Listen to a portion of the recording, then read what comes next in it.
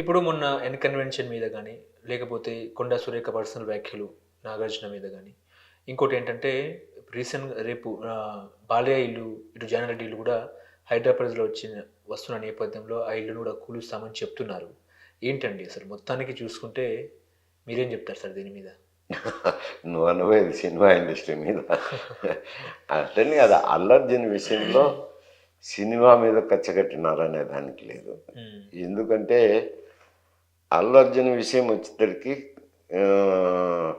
పవన్ కళ్యాణ్ అంటే అక్కడ తెలుగుదేశంలో మంత్రిగా ఉన్నారులే. ఇక్కడ చిరంజీవి అయితే కాంగ్రెస్లో ఉన్న వ్యక్తే కదా. మంత్రి అయినాడు, రాజ్యసభ మెంబర్ అయినాడు. తర్వాత వాళ్ళ అల్లు అర్జున్ భార్య తండ్రి వచ్చి అల్లు అర్జున్కి మామ అవుతాడు. ఆయన కూడా కాంగ్రెస్ పార్టీ వ్యక్తి. ఆయన కాంగ్రెస్ పార్టీ వ్యక్తి. మరి రేవంత్ రెడ్డి గారు స్టేట్మెంట్ ఇచ్చారు, ఆయన మాకు బంధువు కూడా నిర్ణయించినారు. అటువంటిప్పుడు పగబట్టి చేయాల్సినంత అవసరం కనపడ్డాడా? కాకపోతే ఇదే ప్రజల నుంచి ఇటుపోయిన సమస్య అటుపోయిన సమస్య కాబట్టి కేసు పెట్టినారు. అంతకంటే మించి రాజకీయాలు చూడాల్సిన అవసరం దాని మీద లేదు.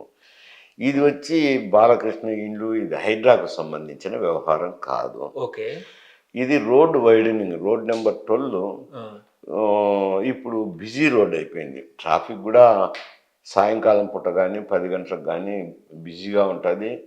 వాహనాల రద్దీ ట్రాఫిక్ కూడా ఎక్కువ ఉంది. కాకపోతే ఈ రోడ్డును వైడనింగ్ చేయాలనుకున్నారు. ఇది విరించి హాస్పిటల్ దగ్గర నుంచి అగ్రసేన్ మహారాజు విగ్రహం వరకు 2 పక్కల వేశారు మార్కింగ్స్. లెఫ్ట్ సైడ్ వేశారు, రైట్ సైడ్ వేశారు. 2 పక్కల 2 వైపులా ఉన్న ప్రైవేట్ స్థలాలను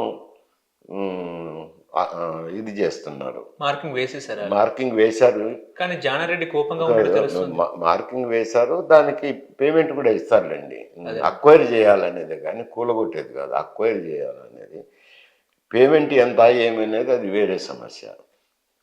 తర్వాత అగ్రసేన్ మహారాజు నుంచి అక్కడ బాలకృష్ణ వాళ్ళ ఇంటి వరకు 1 సైడ్ వేశారు. ఒక సైడ్ ఏమో ఫారెస్ట్ డిపార్ట్మెంట్కు సంబంధించింది, అంటే కేబీఆర్ పార్క్కు సంబంధించిన కాంపౌండ్ వాళ్ళు ఉంది. ఒక సైడ్ వీళ్ళ ఇండ్లు ఉన్నాయి, జానారెడ్డి ఇండ్లు కానీ బాలకృష్ణ ఇండ్లు కానీ. అక్కడ ఒక సైడే వేశారు, రెండో సైడ్ వేయలే. ఎందుకంటే రెండో సైడ్ పర్మిషన్ కావాలంటే అది గవర్నమెంట్ ఆఫ్ ఇండియాకి హ్యాండ్ ఓవర్ చేశారు. గవర్నమెంట్ ఆఫ్ ఇండియా నుంచి పర్మిషన్ రావాలంటే అంత తొందరగా రావు. ఇప్పుడు ఇది చర్చ మేము అప్పుడందరం క్యాబినెట్ మినిస్టర్లు, ఇది ప్యాలెస్ ప్రభుత్వ హ్యాండ్ ఓవర్ అయినప్పుడు తీర్పు వచ్చినప్పుడు మేమంతా క్యాబినెట్ మంత్రులము.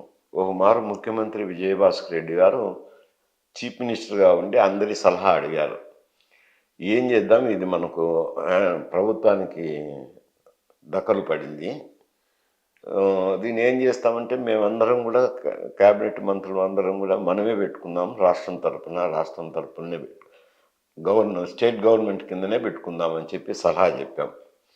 అప్పుడు ఆయన నవ్వి, ఏం పర్మనెంట్గా మనమే ఉంటారనుకున్నారు అని మమ్మల్ని అందరినీ అడిగినారు.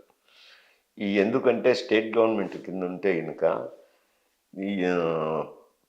ఎవరు వచ్చి ఏం చేస్తారో తెలియదు. ఎందుకు వచ్చింది, ఇది గవర్నమెంట్ ఆఫ్ ఇండియాకి హ్యాండ్ ఓవర్ చేద్దాము, అప్పుడు వాళ్ళు స్థలం తీసుకోవాలంటే కనుక పర్మిషన్ రావాలంటే కష్టమవుతుంది అని చెప్పి కేబీఆర్ పార్క్ మొత్తం హ్యాండ్ ఓవర్ చేశారు. ఇప్పుడు పార్కుగా దాన్ని డెవలప్ చేసినారు. ఇప్పుడు మొత్తం సిటీలో ఏదైనా లంగ్ స్పేస్ ఉందంటే, బాగా మంచిగా లంగ్ స్పేస్ ఉందంటే కేబీఆర్ పార్కే. అది మంచి పనే జరిగింది, చెడ్డ పని ఏం జరగలేదు. పద్దెనేడు కానీ వాకర్స్ కానీ ఈవినింగ్ కానీ సందర్శకులు కానీ ఒక మంచి స్థలం అయిపోయింది, ఒక లంగ్ స్పేస్ అంటూ ఏర్పడింది.